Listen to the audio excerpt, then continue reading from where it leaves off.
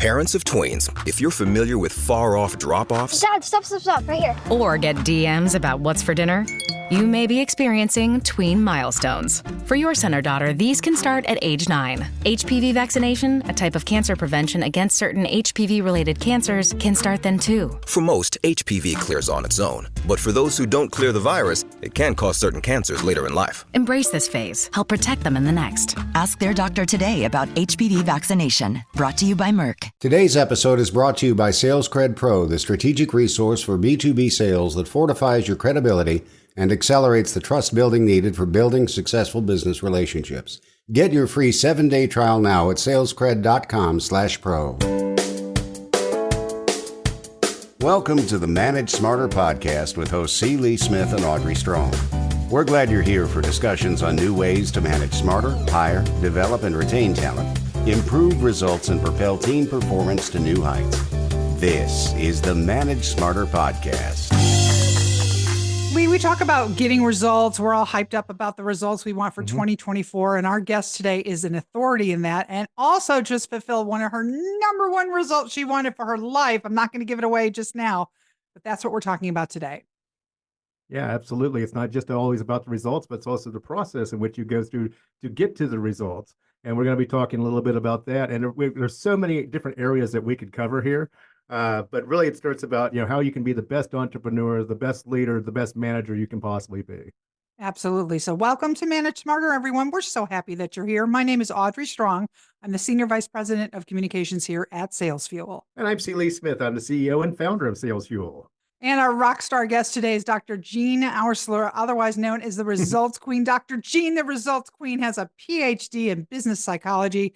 She is considered one of the country's top business consultants. She's a top-rated speaker and a world-class business performance coach, author of Give Up Goals and Results Are Yours. That's an interesting title. And as an entrepreneur herself, Dr. Jean on a mission to help business owners get what they want from their business and get those goals made. Welcome, Dr. Jean, the Results Queen, fresh from Antarctica. Yes, thank you so much for having me on the show. I'm so excited to be here. And yes, I am fresh from Antarctica. It was a bucket list. I am now part of the 7 continent club. So I've been to all 7 continents. Yes. One of the reasons why I wanted to go. And I got nothing. I'm done. Like I stick a fork in you. You're done. Yeah. Yay. Well, Lee, I'll let you start things off. You kind of had an idea. No, I'm really curious about this Antarctica thing. Oh, okay. I'm kind of wondering, did you have a lot of sunlight? Did you have a lack of sunlight? I mean, what was it like 24 hours sunlight? How was that different than, say, being in North America or Europe or Asia? Oh, it was so, first of all, it's all ice and all snow and all white and penguins everywhere. Penguins, seals, whales, birds, albatrosses. Like, it was just so much wildlife, and it's cold. So I don't ski, I don't like the cold. So that's, it's cold. And it was 24/7 sunlight. It never got dark. Never, ever. Yeah. And there's icebergs everywhere icebergs. Yeah. So I did the polar plunge where you jump into Antarctica. Yeah. And what I tell people is that when you jump in, first of all, it's wicked super cold. So you just want to jump out. Did you hear that, folks? It's cold. It's cold. Yeah, it's cold. And you go so when you look around you, because I went with my eyes open, and I did with my mouth open too. So I did taste it. It tastes like a margarita. Just want to let you know. It's not very salty, but salty enough. Yeah, kind of like that. And it goes from totally dark to blue-ish to literally white. So you have this white light that looks down on you, and you're swimming in ice cubes everywhere. Wow. Yeah. That's wild. Yeah. So if you've never swam in ice cubes and you want to, just throw them into your bathtub and you can swim in ice cubes. That's what it's like. And put everything in dark with one little spotlight. And that's what it's like to jump into the Antarctic Ocean. That's fantastic. And the roadmap that got you there is the success that you have with your business. So maybe you should tell us how you did that. Well, so, I've been an entrepreneur for 24 years. I've tried lots of different types. I've been in lots of different businesses. I always believe that results are the most important thing that we can get. People talk a lot about goals, but our brains don't work on goals. They really work on results and outcomes. And the more as a leader, as entrepreneurs, we start lots of things because we have great ideas, but then eventually we have to manage people and we have to get results out of them. And the more that we can be outcome oriented and paint a picture for the people that we work with, the more likely they will be successful too. And if they're successful, you're successful. So that to me is one of the most important lessons as an entrepreneur that I've learned that helped me get to Antarctica. That and just sheer determination and perseverance, I think, helped also. So you were an implementer of this entrepreneur operating system, and there's basically it's a nice framework then for getting those results. You want to talk a little bit about that? Oh yes, I love EOS. So we have a sales coaching company called the Caveman Brain, and we implemented EOS into that company. And it worked so well that I decided to become an EOS implementer because I love EOS so much. As an entrepreneur, we start businesses, but we have never been trained as being business owners. We just kind of figure it out as we go along. And having these 6 key components of EOS, putting into your organization, and then following them with the accountability. So you have great vision. Everybody in your organization is aligned to that vision. Because think about it, like your CFO looks at one thing and your COO looks at something else and your chief marketing officer is doing, but you all want to be successful. Everyone has a little way of looking at it differently. So if you align everybody in your leadership team, and then get everyone to have a metric and measurables, which most of us as entrepreneurs hate. But what gets measured gets managed. What gets managed gets measured. So metrics and measurables, and that everybody in the organization knows where you're going. The profitability and performance is just off the charts. And I became an EOS implementer, and now all of our clients, and we have lots of new clients who are running on EOS too, and they're seeing the same results that we did. And it's just, I've been tickled to help everybody in the world be more successful. Is there any one of the 6 components that trumps the other 5 that you should consider most essential? And without it, the whole system crumbles. People. So the Okay. 6 ones are vision, people, data, processes, issues, and then traction, the everyday living of the EOS world. And what we find is wrong people, wrong seats, right? People, I used to say this all the time, work would be great if it weren't for the people, right? We could just come in, do our jobs, get things done, move on. And I really think as entrepreneurs, we struggle so much with our people because we want to love them, and a lot of times they're family and they've been with us forever. But I was just speaking to of our client who has EOS, and we're talking about somebody who's not in the right position, not the right person for her organization. She needs a lot of accountability, and this business owner is not good at holding people accountable. And the fact is that at the end of the day, I said to her, it's the employee who makes the decision if they stay or not. Like you got to set clear expectations, clear vision, clear outcomes, which most of us don't do a good job at. So if we did all of that, and if they decide not to do all of those things, right, we have to give them the support, coaching, then that's on them, not on us. But we take it such to heart, and then we keep, like, people basically are throwing up in the bathroom. I have to let them go. I think that when God closes a door, he opens a window somewhere. So that's my. Yeah. A lot of people might say that it's vision because vision comes first, but if you have a great vision, but you don't have people to carry it out, what good is it? Right. So, and the same thing with the other components that's on your wheel there. It's like, without the right people to carry them out, and or better, the right people in the right places. Yeah, it's like it's all about that. So business is all about people, and because of that, business is messy. So Yeah, it is. I think the other thing to Audrey's, what's like the second thing is core values. Most of us have very good core values. And so if we hire the wrong people, because our core values aren't really great, then we don't have a really good organization that can move towards whatever vision we're hoping to achieve. And I will tell you that I worked with a company, they didn't have, and I'm going to tell you this is terrible, but they didn't have vision more than 90 days. So every 90 days we would show up, we would do a new strategic plan, we do a new quarterly rocks, and in 4 years they grew to $100 million company. So like, as long as you live 90 days and keep going and deal with the things that are in your organization that you need to deal with as a leader, as structure, as processes, you can be very successful. We just don't always sit down every 90 days and say, okay, what is it that the business needs? Mm-hmm. You made reference to the caveman brain, which is something that you invented. And is that like the lizard brain? I mean, and just for those people who are uninitiated to it, or talk a little bit about that.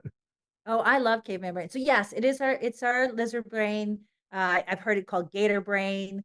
It is our amygdala, which is an Yep. ominous part of our brain. It sits in the back of our head. It's our internal protection system, fight, flight, or freeze. The challenge is that a lot of us know about it, but we don't do anything about it in terms of being leaders in our organization or helping our people.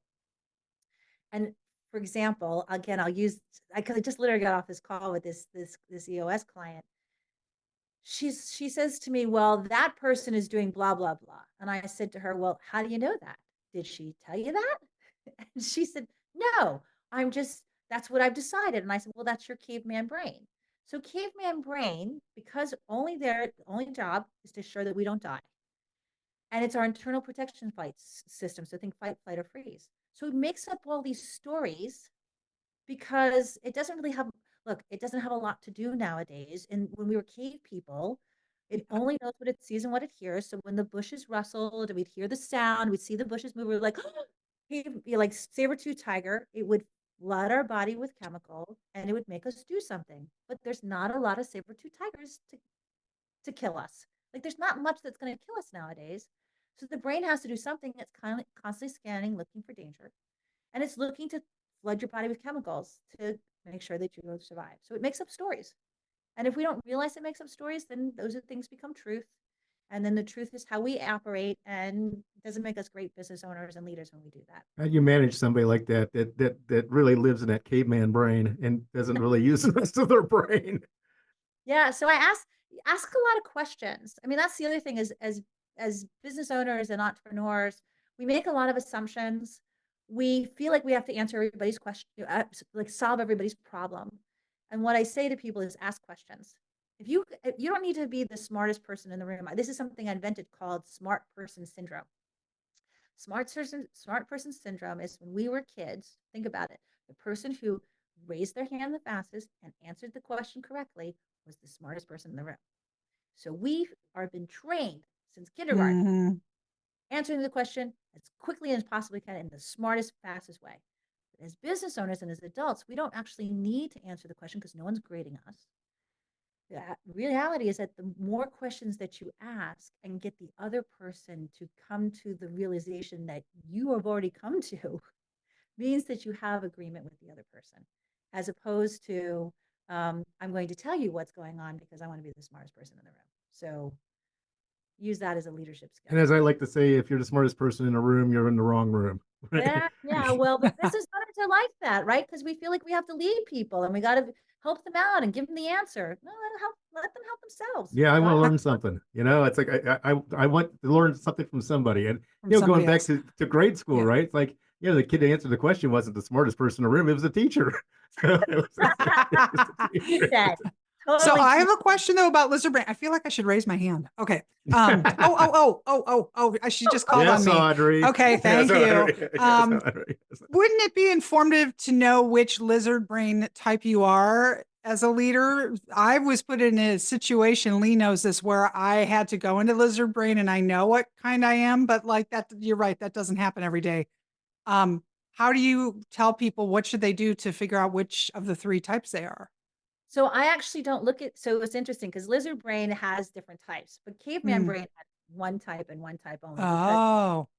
And as caveman, right? So it's a caveman thought. I have caveman braining. My caveman brain is in the way of because it makes up stories, right? So that's the challenge. Is it real? So I say this to my clients: is that a fact or is that an opinion? And is that a story that you've made up to help you or not? And for most people, they're like, "Oh, I'm caveman braining because I'm making this up." And I don't. A lot of times when we're caveman braining, which makes it a verb, we don't know how to get out of it. So, right, we don't know. And the fact that we take a breath, and as leaders, we're constantly having to figure out stuff so that we can help grow our companies. So we're always sort of under this stress of being fabulous. But the reality is that Caveman Brain is really there just to protect you. That's all it's there to do. So there's no three types. I don't have to worry about Got that. it. You Okay. just got to think to yourself, is this a story or not? Am I getting in my own way or not? Caveman Brain actually comes from 4 places. It comes from your culture, your parents, your childhood, and your life experiences. So I tell it this way. Interesting. Yeah. So Okay. so if you were the kid, I was not this kid, but if you were the kid whose parents, you brought home your test and you got a 97 and your parents said, where's the other 3 points? We're constantly working for the other 3 points when the reality is 97 as an adult is probably pretty darn good. Right? And I hope you have a good therapist, because that's probably where you ended up. That's right. Yeah. And I can speak from experience on that. Yeah, but we don't go to therapy around that. Right. We Right. don't. So, No, we don't. Right. And I talk about this like culture. I come from Protestant culture. So Protestant work ethic, like idle hands, devil's mind. So the fact is that you have to constantly be working and something, if not, you're Idle hands are the devil's workshop. That's where you were going. Yeah, Yeah. exactly. So Yeah. is this thing about the sense of urgency killing your business, this quick to Yes. judge, quick to decide, quick to demonize, Quick to get away from the mountain lion. Is that because when I read that, I was like, what is she talking about? Urgency killing your business. Yeah. This is the urgency you're talking about, right? Yeah. Ah, Yeah, okay. because we don't focus on the things that are important. We focus on the things that are urgent so that we can get them out of the way so that we have time to deal on the things that take a long time to deal with, but they don't ever happen.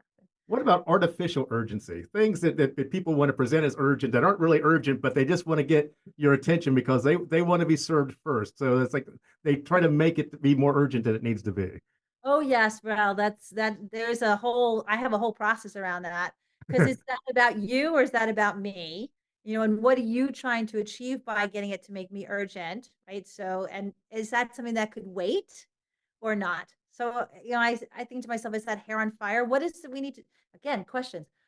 I understand it's urgent to you. So there's always an acknowledgement and say like, how will that help us achieve the vision that we have for today in order for us to achieve the rocks that we're looking for in 90 days to achieve the outcome that we want in a year? So when And you're then the person looks at you like, oh, nice face. In your consulting business, in helping clients make their list for their vision, then you help them triage out the urgency that is not urgently, as you said, the false Artificial urgency. like artificial Yeah. urgency, and you say, nope, take that off, take that off, take that off. And then they can focus on what they really should be focusing on, right? yes, yes, that's exactly it. We had this conversation this morning with a client. Mhm. And because they're looking at, believe it or not, and I think it's so crazy, but to think about what the year results are going to be and what they want to achieve.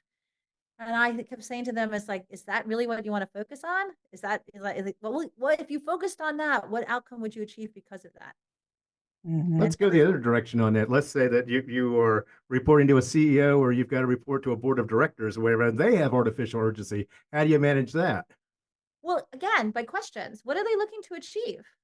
And I think really one of the questions that we don't ask the most. So I say this to leaders that we coach. The CEO says, I want to do X, Y, and Z. Again, something I've created, which is called non-action action words. Non-action action words or non-action phrases sound like a phrase that you've told me that I need to do something, but when I start to actually get down into it, I don't know what that means. So that when I'm reporting to a board of directors or the CEO and they say, well, we want to do X, Y, and Z, great. Always an acknowledgement, great. What does the outcome look like when we achieve that? Tell me what you see. Is there any way specifically that you'd like me to do to get there, or am I okay to do whatever I think is the right thing to do? So I'm always constantly asking a question because I'm working to figure out what the other person's vision is. I do the same thing to my employees in my organization, and I love when they start asking me questions if I haven't fully Mhm. communicated what I'm looking for. So Because sometimes it's easier to work backwards. we call that in my organization, we call that Z to A thinking. Yeah. So that you start at the end and you keep working back until you have all the steps and then you can plan forward. Because most people do A thinking, A, B, Right. Mm-hmm. Start with the end in mind. start Yes. the end in mind, you'll be super, super successful. Seems a lot easier that way, doesn't it? When you think about it. You're right, It Jean. does, Jeez. but it takes the challenge is that it takes a little time and most of us aren't trained that way. So if we're not trained that way, we can't figure it out. Yeah. Sometimes you deal with a lot of different leaders, and managers who want to become leaders. And one of the things that, is really super important, top of the list, or near the top of the list then for leaders to have is confidence. How do you work with a leader then, or emerging leader who doesn't quite have enough confidence in themselves, and they're maybe not projecting that level of confidence that they need to other people? So Lee, you know what I'm going to say? So I'm going to ask a question. Of course. Right? Because the question is that where is the lack of confidence coming from? What makes you not as confident as you are here? There are transferable skills all the time. So I'll say to the person, like, where were you a leader, right? Well, you were a leader somewhere. And how did you feel? What did you think?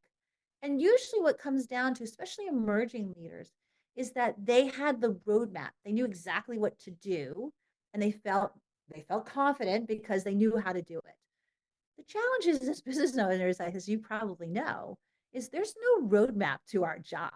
A lot of times we're just making it up as we go along, which is one of the reasons why having the vision of the outcome that we want to achieve and the steps to get there is so important. That takes a little bit of time to go from from tactical to strategic.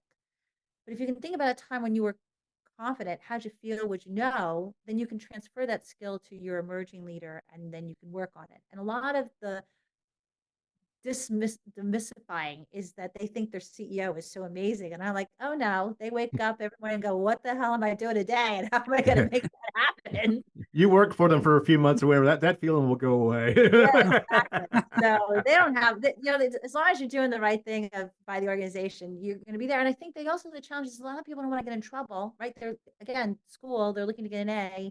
What do I need to do to be succciessful? And as a leader, don't want to be called into the principal's office. Right, exactly. Yeah. Right. So, and as leaders, we if once we have a clear vision of what we want, we can really communicate it. But if we don't, then our employees are really at that mercy of, I don't know what the heck I'm doing. And I don't believe any employee shows up to screw up. I think all employees show up to do the right job. Assuming positive intent, which is something Lee mentors in heavily. So, well, your website is cavemanbrain.com, and you have consulting and all kinds of stuff. What do you want to tell people about it, and how would you like them to reach out to you? Oh, I'm going to tell you that I say this on every podcast, and nobody's taking me up on it. So, ooh, a challenge. It's a challenge. So my email is jean@cavemanbrain.com, and I'm happy to answer any and all questions. Like my mission is to leave you better than I found you. So whether you work with me or not, I want to help you in any way, shape, or form. So if you have a challenge and you need some help, you can email me at jean@cavemanbrain.com. As I said, no one is taking me up on this. I'd love the first person. But other than that, they can go to cavemanbrain.com. Everything we talked about today is there. There's free resources. There's training classes. There's downloadable tools. You can get to EOS. It's all right there. You can even just throw up Dr. Jean, the Results Queen, in your Google or in your Firefox, and I'll show up that way too. And as I said, we're here to help people become better leaders and better salespeople, and to make organizations more successful. Well, we wish you well. This has been great. I know we rescheduled it a few times, and so we finally got you, and it's been worth the wait. Thank you. Yes, because now we got penguins. We wouldn't have had penguins before. So, yeah. Thank you so much for coming. We appreciate it. Thanks so much for having me. It was great. Thanks for listening. If you enjoyed the show, please rate and recommend on iTunes, Overcast, or wherever you get your podcasts. You can also get more great information at salesfuel.com. This podcast is a part of the C-Suite Radio Network. For more top business podcasts, visit c-suiteradio.com.